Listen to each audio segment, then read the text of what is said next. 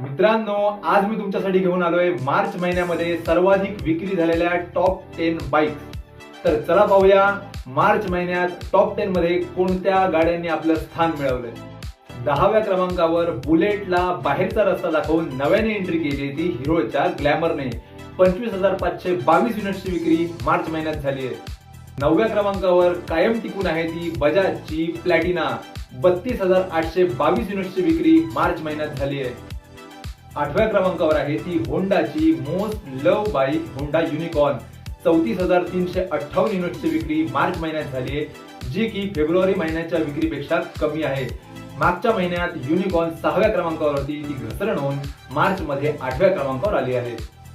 7व्या क्रमांकावर आहे मित्रांनो रॉयल एनफील्डची क्लासिक 350 37,144 युनिट्सची विक्री मार्च महिन्यात झाली आहे।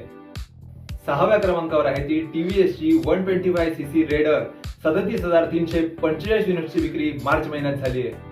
5व्या क्रमांकावर आहे टीव्हीएसची अपाचे सिरीज 47,081 युनिट्सची विक्री मार्च महिन्यात झाली आहे।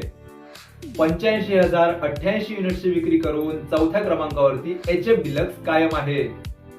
1,32,248 युनिट्स विकून 3रा क्रमांक पटकावलाय तो बजाजच्या मोस्ट लव्ड पल्सर सिरीजने।